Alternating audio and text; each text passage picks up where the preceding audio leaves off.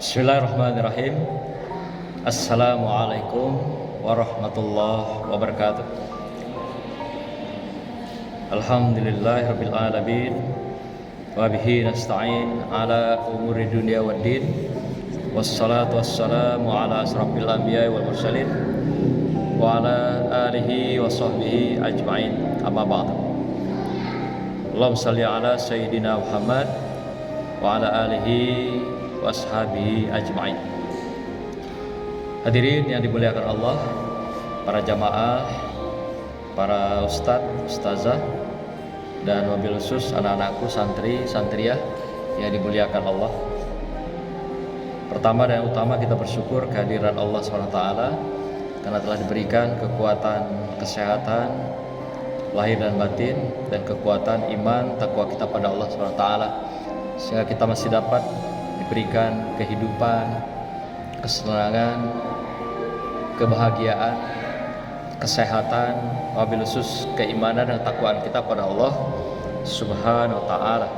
Salawat dan salam kita sampaikan pada junjungan kita, junjungan alam Rasulullah sallallahu alaihi wasallam. Semoga kita akan mendapatkan wasilahnya, akan mendapatkan syafaatnya kelak di yaumil akhir, tatkala tidak ada pertolongan satu apapun.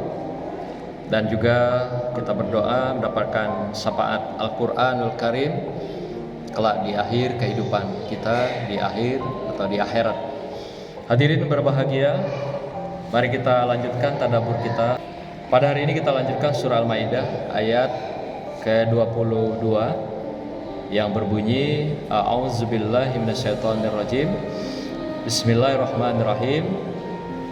Qalu ya Musa inna fiha qauman jabbarina wa inna lan nadkhulaha hatta yakhruju minha fa yakhruju minha fa inna dakhilun. Mereka berkata, wahai Musa, sesungguhnya di dalam negeri itu ada orang-orang yang sangat kuat dan kejam. Kami tidak akan memasukinya sebelum mereka keluar darinya. Maksudnya keluar dari kota itu atau negeri itu. Jika mereka keluar dari sana, niscaya kami akan masuk. Shadaqallahul azim.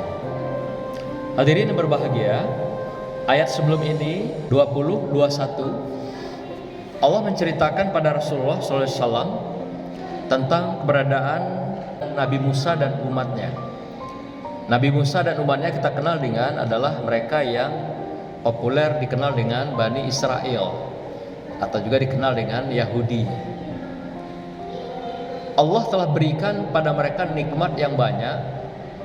Di antara yang paling banyak, yang besar diberikan Allah itu adalah pertama, nikmat diberikan pada setiap kehidupan mereka, angkatan mereka, generasi mereka itu Nabi dan Rasul. Jadi berikan mulai Nabi adalah dari Nabi Daud, Nabi Musa, Nabi Yahya, Yakub, sampailah kepada Nabi Isa alaihissalam. Bahkan dalam beberapa tafsir dikatakan mereka diberikan Nabi itu setiap generasi malah. Philip Kahiti dalam kitabnya History of the Arab, satu generasi itu 25 tahun. Ya, jadi kalau Anda ada yang berusia 25 tahun atau bapak-bapak ibu-ibu, itu satu generasi. Jadi kalau bapak ibu umurnya 50 tahun itu sudah hidup di 2 generasi. Kalau hidupnya sampai 75 tahun itu sudah hidup di 3 generasi. Nah, sayangnya Allah kepada Bani Israel ini, setiap generasi itu diberikan para nabi. Jadi habis satu nabi dalam pengabdiannya, tampil generasi baru diberikan lagi nabi dan rasul. Nah, begitulah Allah cinta dan sayangnya kepada Bani Israel ini. Tapi dasar mereka selalu kafir. Kafir itu kafir, menutupi kebenaran Allah, menutupi kebenaran kitab-kitab, dan menutupi kebenaran para nabi dan rasul. Malah nabi dan rasul ini mereka bunuh gitu. Sampai pada Nabi Isa alaihissalam mereka katakan dibunuh, tapi kan diangkat oleh Rafa'ah, oleh Allah SWT ke langit. Tapi menurut mereka bunuh. Nah, sampai begitulah. Jadi mereka sudah diberikan berbagai nikmat yang banyak. Itu yang pertama. Ada 3 nikmat diberikan Allah. Yang pertama tadi para nabi dan rasul. Yang kedua, mereka diberikan nikmat yang luar biasa, yang berbeda dengan umat-umat sebelumnya, yaitu apa? Umat yang merdeka. Jadi mereka ini dulunya ketika menjadi Bani Israel itu mereka ini para budak pada masa Fir'aun itu. Jadi mereka ini hamba sahaya. Nah, oleh Fir'aun dibebaskan pada masa itu. Di Laut Merah itu mereka tinggal di seberang laut. Kemudian Fir'aunnya seberang laut sebelah sini gitu. Nah, itulah sayangnya Allah pada mereka. Lalu mereka dibebaskan pada masa Fir'aun ini. Tentu juga Musa yang berjuang sebagai nabi dan rasul. Mereka dibebaskan dari budak-budak Bani Israel itu, hamba sahaya. Mereka boleh kawin, boleh bekerja, boleh punya pembantu. Itu ciri-ciri orang yang merdeka itu begitu. Bisa bekerja dengan kebebasannya, bisa berkeluarga, bisa bertempat tinggal. Kemudian dia bisa punya pembantu lagi dalam rumah tangganya dan di dalam masyarakat. Ini ciri-ciri merdeka yang diberikan Allah SWT melalui Nabi Musa pada masa Fir'aun berkuasa waktu itu. Jadi tinggallah mereka di seberang Laut Merah itu. Bagi bapak yang pernah ke Laut Merah akan ketahuan di mana tempat tinggal para Bani Israel awalnya itu. Sebelum mereka hijrah menuju yang sekarang ini, Israel itu yang berbatasan dengan Palestina atau kawasan Palestina. Dulunya kawasan Palestina itu semuanya. Nah, Bapak Ibu sekalian, inilah nikmat yang besar diberikan Allah melalui Nabiullah Musa alaihissalam, yaitu nikmat merdeka pada Bani Israel ini. Yang ketiga, Allah berikan nikmat yang besar lagi, yaitu mereka diberikan tumbuh-tumbuhan, pohon, makanan, itu yang namanya manna dan salwa. Manna dan salwa itu makanan-makanan istimewa Mesir yang diolah dari minuman, buah-buahan yang enak dan segar. Dan sumber bahan baku itu diberikan oleh Allah sebanyak-banyaknya di kawasan mereka itu. Jadi di pohon-pohon itu akan mengalirkan air-air yang harum semerbak, nikmat, lebih nikmat dari madu. Begitu diberikan Allah pohon yang istilahnya makanan mana dan salwa itu. Buah-buahan juga begitu. Jadi mereka diberikan kemudahan-kemudahan berburu, hewan-hewan yang banyak, sehingga mereka dengan tumbuh-tumbuhan yang subur. Mereka diberikan nikmat yang luar biasa oleh Allah SWT, sehingga mereka hidup sangat-sangat sejahtera sebenarnya, sangat-sangat makmur. Tapi lagi-lagi mereka tidak pernah bersyukur pada Allah SWT atas nikmat, atas anugerah yang diberikan Allah pada mereka. Maka itu di antara mereka ini, nenek moyang mereka ini, nenek moyang daripada Bani Israel ini, ada yang dijadikan oleh Allah SWT itu, ada yang dijelmakan menjadi monyet. Ya, ada juga yang dijelmakan menjadi anjing, babi dan sebagainya. Itu sebagai sumpah Allah pada mereka atas nikmat yang diberikan banyak, tapi mereka tidak mau bersyukur atas nikmat itu pada Allah SWT. Maka itu macam-macam. Ada yang ditimpakan musibahnya, ada yang dibolak-balikkan buminya waktu itu. Nah, ada juga yang diwujudkan mereka, dijadikan wujud mereka dengan monyet, dengan celeng. Celeng itu babi, ada juga anjing dan sebagainya. Ini diungkap oleh Al-Quran. Nah, kemudian apalagi perintah Allah berikutnya selain tadi mereka agar mengikuti perintah-perintah Musa, yaitu adalah perintah Allah SWT dengan kitab Taurat, tapi mereka tolak gitu ya. Mereka tetap ingkar, mereka tetap menjadi kafir, kafir, menutup juga kebenaran Allah. Sampai pada akhirnya mereka diminta pindah hijrah menuju kota suci Baitul Maqdis, yaitu dikenal dengan Palestina sekarang. Kota suci itu diperintahkan, dia suku Bani Israel ini ada 12 suku. Masing-masing suku itu ada pimpinan-pimpinannya, itu berada di kawasan Mesir tadi. Lalu diperintahkan Allah, kamu hijrah ke Palestina, masuk kota suci. Lalu sebelum mereka masuk ke kota suci, ditugaskan oleh Nabi Musa 12 orang pimpinan daripada kaum Bani Israel ini. 12 suku itu masing-masing disuruh satu orang menjadi intelijen. Kamu masuk dulu ke kota Baitul Maqdis, cek di sana apa yang terjadi. Ada apa sebenarnya di Baitul Maqdis atau di Palestina ini. Lalu pergilah mereka ke kawasan Baitul Maqdis atau Palestina ini. Tapi apa yang terjadi? Dia bukan masuk ke dalam kota Palestina, hanya mencari informasi-informasi di sepanjang jalan yang tidak dapat dipertanggungjawabkan sumbernya gitu. Padahal Nabi Musa tadi minta cek betul situasi sebenarnya bagaimana di Baitul Maqdis itu atau di Palestina. Tapi mereka tidak melakukan itu. Nah, lalu mereka mengabarkan pada Nabi Musa, wahai Musa, bahwasanya Baitul Maqdis itu rawan. Di sana berkuasa orang-orang yang nakal, orang jahat, orang-orang yang punya kekuasaan yang kuat-kuat, sehingga kami tidak mampu untuk melakukan atau masuk ke dalam Palestina dan apalagi mau menyerang mereka. Nah, Allah tadi minta mereka hijrah dan serang mereka, musuhi mereka, dan terjadilah peperangan. Harusnya begitu. Jadi perang jihad dilakukan untuk merebut kembali kota Palestina. Karena kalau mereka menyerang, itu pasti akan mereka diberikan kemenangan oleh Allah SWT, seperti perang Badar. Itu dijamin oleh Allah. Artinya walaupun pasukan mereka sedikit dari kalangan Bani Israel ini, Allah akan jamin mereka akan menang. Maka itu Allah perintahkan melalui Nabi Musa, sampaikan kepada 2 orang yang menjadi pimpinan tokoh mereka. Yang terkenal itu adalah diantaranya yang kita kenal namanya ada Joshua bin Nun dan Kalaib bin Yefun. Ini 2 orang ini dikenal 2 pimpinan dari 12 Bani Israel itu dalam suku-sukunya. Tapi 2 orang ini dianggap orang yang paling katakan menurut patuh dengan Nabi Musa alaihissalam, dan juga orang bertakwa pada Allah SWT. Tapi yang berdua ini pun tidak diikuti oleh kalangan-kalangan 12 suku yang lain, sehingga mereka membantah, tidak mau masuk ke kota Palestina, Baitul Maqdis, dan tidak mau berperang seperti perintah Allah. Padahal tadinya sudah disampaikan oleh Joshua dan juga Kalaib ini, kita serang mereka dari pintu gerbangnya. Ini petunjuk dari Musa alaihissalam, dan Musa mendapatkan petunjuk dari Allah, dari wahyu. Serang di pintu gerbang utamanya, kita akan menang. Udah disampaikan, tapi tetap saja para Bani Israel ini ingkar, tidak mau melaksanakan perintah dari Allah yang dituangkan, yang diturunkan pada Nabi Musa alaihissalam dan sampai kepada Joshua dan Kalaib tadi gitu. 2 orang yang patuh dan beriman pada Allah SWT dan beriman pada Nabi Musa alaihissalam. Nah, apa yang terjadi setelah itu?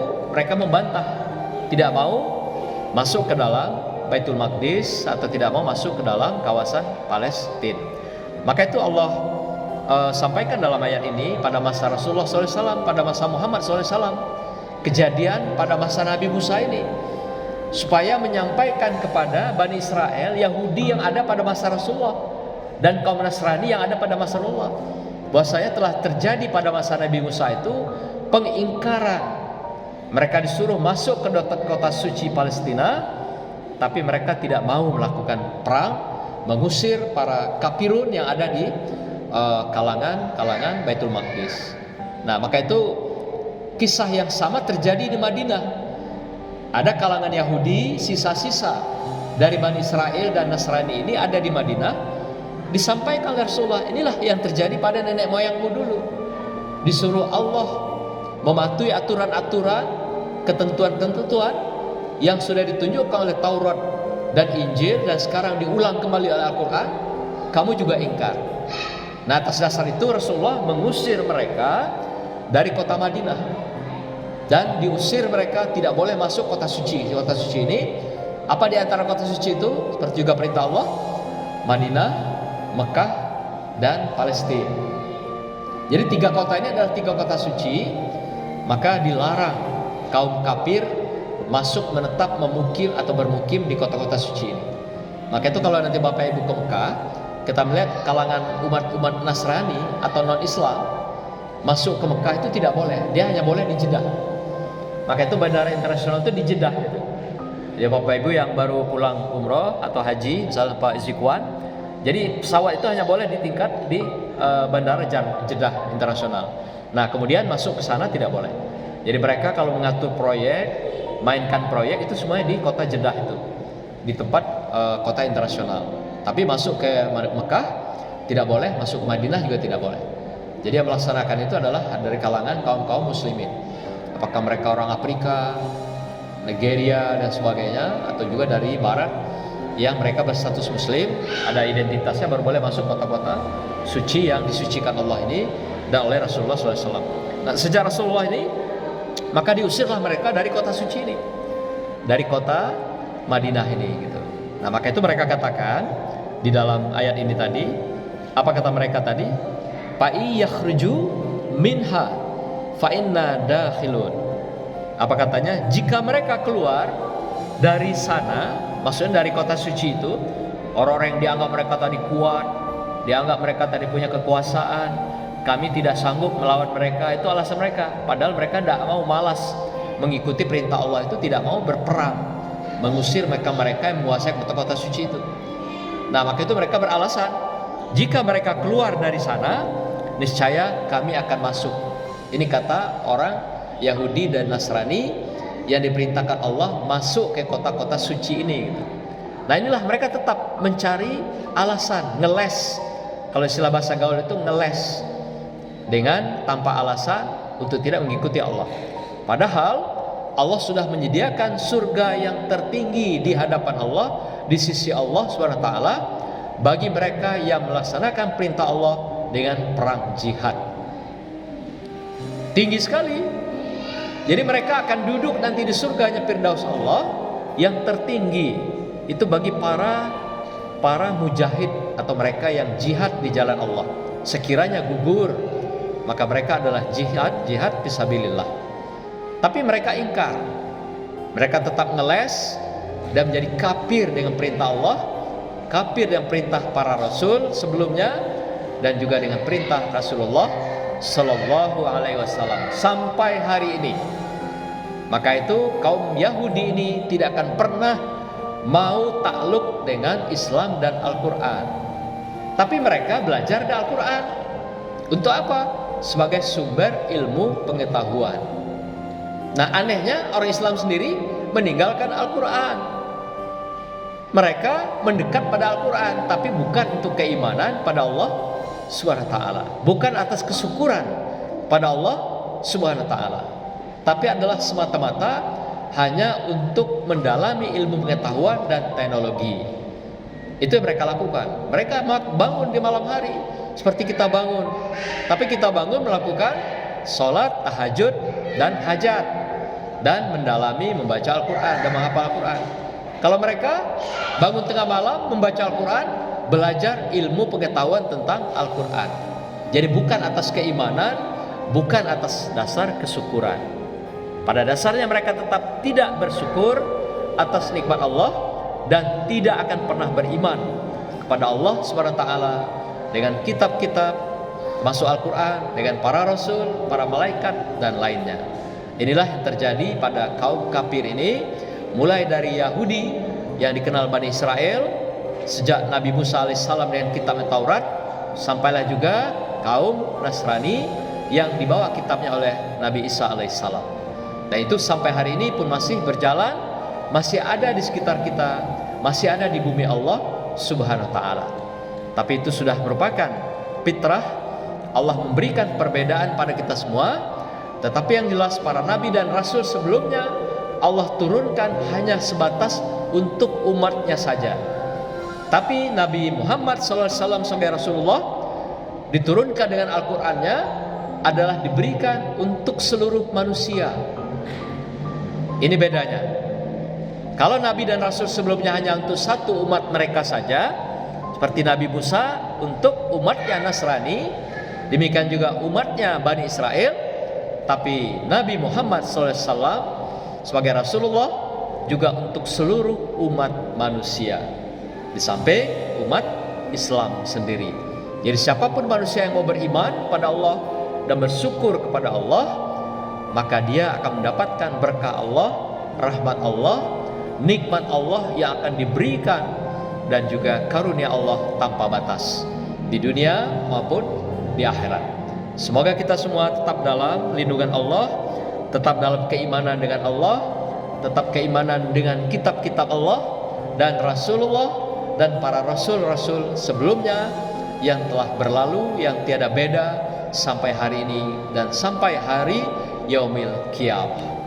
Hadirin berbahagia, demikianlah Ayat 22 ini memberikan informasi pada kita tentang keberadaan kafir Yahudi dan Nasrani ini yang tidak pernah mau bersyukur dengan nikmat Allah dan juga tidak pernah mau beriman kepada Allah dan kitab Allah Subhanahu wa taala. Demikian, barakallah. Subhanakallahumma wa bihamdika astaghfiruka wa atubu ilaik. Wassalamualaikum warahmatullahi wabarakatuh.